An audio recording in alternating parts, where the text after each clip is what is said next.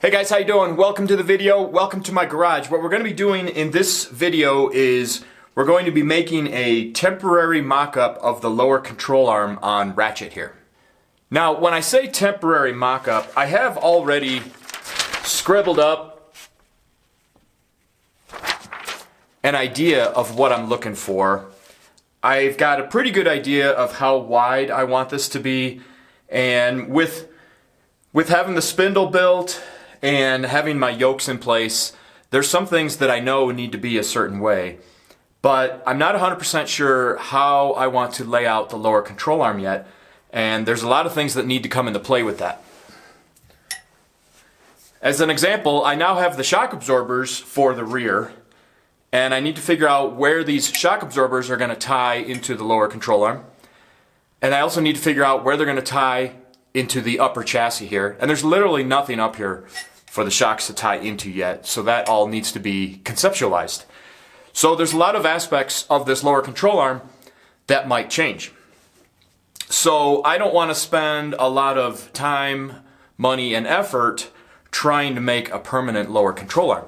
But I need this control arm in place so that I can start cycling things and see what I'm dealing with. So what I'm going to do is I'm just going to mock up a temporary lower control arm. It's going to be pretty rigid, and I'm going to hold it true to the dimensions that I think I'm going to go with.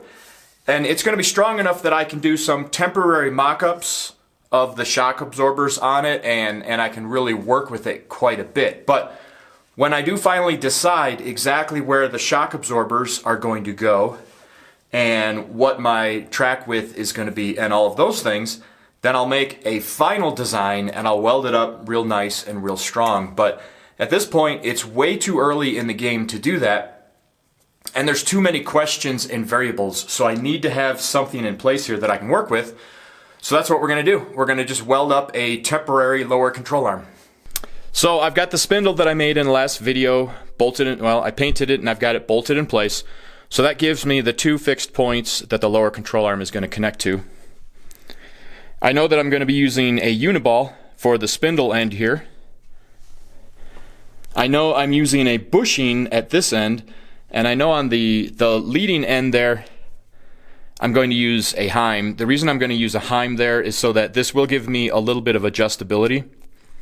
So when I have the control arm in place, if I need to crank that heim in or out to change the lower control arm position a little bit, that will allow me to bring this forward and backwards a little bit, and also make minor changes to toe in if I think I need it. I don't think I will. I think that's basically going to be a fixed point, but if I need to make some little tiny tweaks, I want to have something on there so that I can make some minor changes. And that leading edge there is going to be under the least amount of stress of everything here, so that's why I'm throwing the heim all the way out there, because of everything that I've got here, the heim is the weakest point, so I'll just have that off to the side and I won't have to worry about strength on that. So I've measured and I've set this wheel roughly out to where it would be if I was looking at I think about a 79-inch wheelbase from outside edge to outside edge. That'll differ a little bit depending on what tires I put on here, but as of right now it's between 77 and 79 inches. And that pretty much gives me a 24-inch from center line to center line, 24 inches. So the lower control arm is going to be 24 inches long, which also means my drive shaft will be 24 inches long. So that should be long enough that I can get some pretty good travel out of there.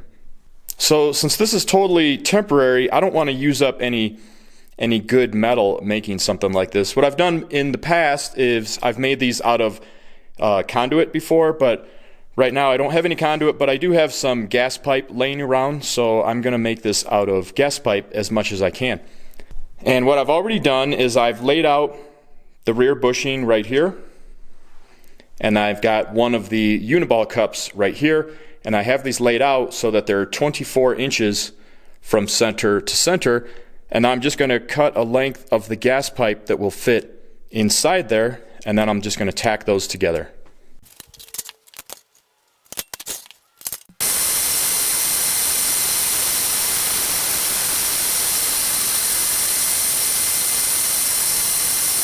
Okay, now this is the piece I just cut. All I'm going to do here is, I've got my little magnetic helping hands holding everything into place here. I've got this piece of metal here to try and center this piece on the heim as much as I can, but I'm not getting carried away because this is just mock-up. So I'm going to just put a couple of tacks here, and then I'm going to set this up over here, and I'll set a couple of tacks up there, and I'm going to try to center it on this piece as well. And then we'll flip to the side, and then we'll start taking some measurements to cut the other pieces.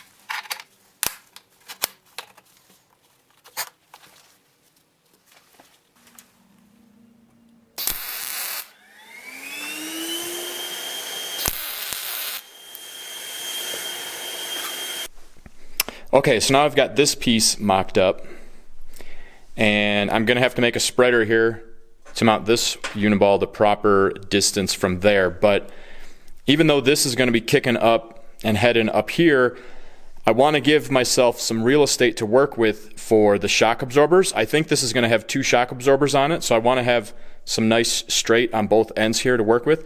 So what I'm going to do is probably just cut a random 12-inch piece, tack weld it onto that cup, and then I'll weld 2 pieces just to go over here to hold those in place, and then we'll measure up for a kicker that'll come over here, and then it'll come down and tie into there.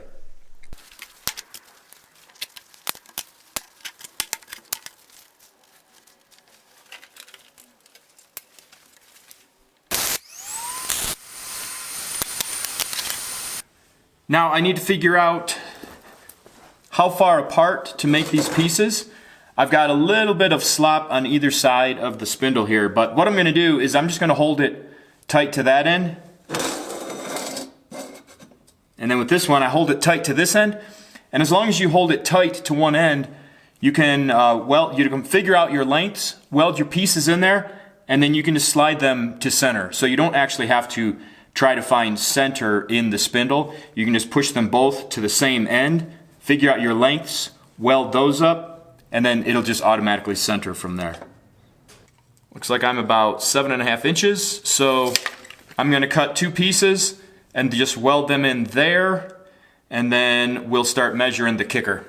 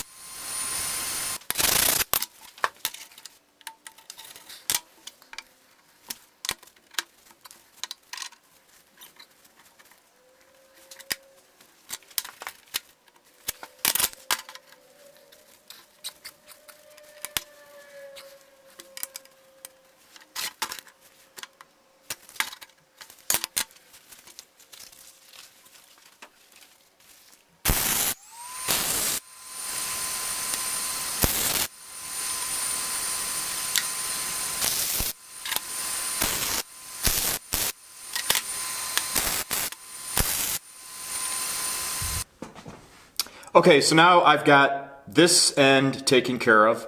That's all welded up, and that fits in the spindle just fine, so that's good. I've got the bushing here. I scribed a center line on my table here, lined it up with the bushing here, lined this heim up, and I've decided that I want these to be 20 inches apart from center line. So I've got this one laid out 20 inches center line from this bushing, and then I took a measurement here, which came out as 18 7/8, and then I already cut this and this will go right in there. So I'm going to tack this in place, and then I'll just cut some piece to fill this gap to give it a little bit of strength.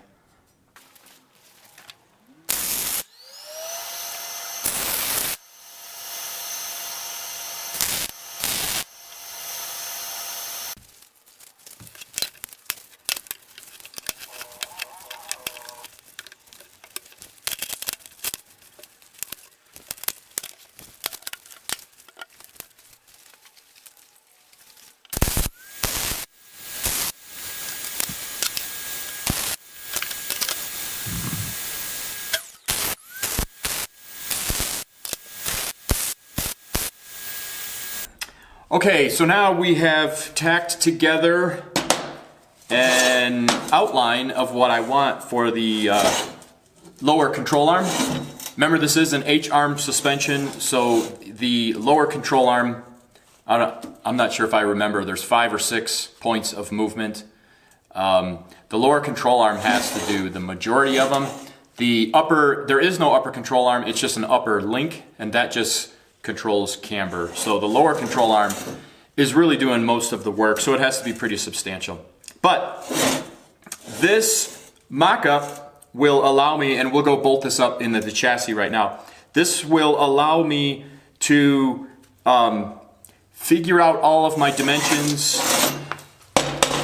figure out where the shock absorbers are going to mount to. I think I'm going to set Wratchet up with bypass shocks. So I think one of these is going to have a coil carrier, which is basically a emulsion shock absorber with barely any valving. And then the other side will have a bypass shock. So I'll need to figure out where those will connect on here. And this is substantial enough that I will be able to weld those in place and actually figure out where I want that to be. And I'll also, ironically, I had a drawing set up of how I wanted to make the lower control arm, but after I actually laid this out and I get a feeling for the strength and the weaknesses, if you see, this piece here comes and stops and then it kicks up here, and that's how I was going to design the lower H-arm. But I actually, after welding this up and seeing that this is going to be a huge weak point right here, I think I'll change the design so that this comes all the way down and connects here. This will still have a kicker, giving it strength obviously, but this would be a lot stronger if it came down to here, and then it would just have holes taken out of it here. So it's already paying off making this, because that's already something that I would have changed on the original design, so that's cool.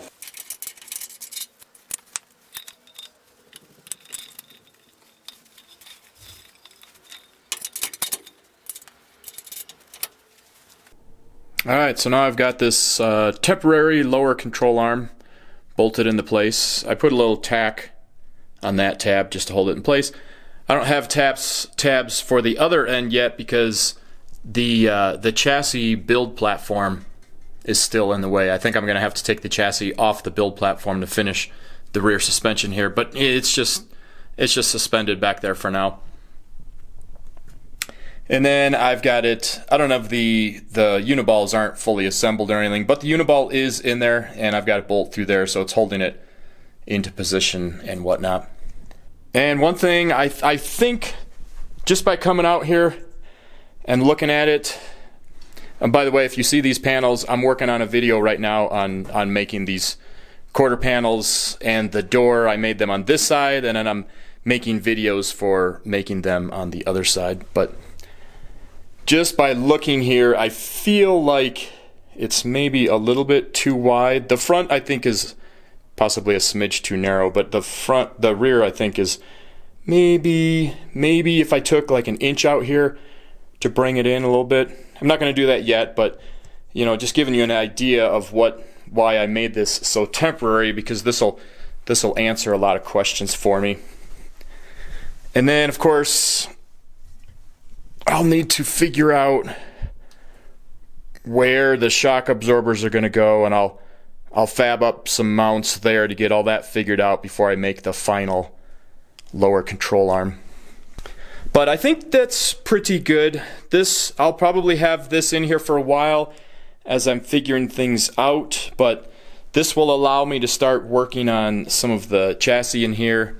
As you can see, I do have a fuel cell in there now, and I'm kind of brainstorming on how I'm going to run some of the tubing through there, but I don't want to do that stuff until I get the quarter panel on that side, because I need to first run some metal along the quarter, which will come out right here and then integrate into this rear engine portion. So I need to figure out where the shock absorbers are going to go and how this is going to tie into the fuel cell, and I need to have a really strong structure coming through here to tie the engine and the transaxle and the chassis all together. So I'm trying to prep some pieces in place so that my brain can figure out what I need to do.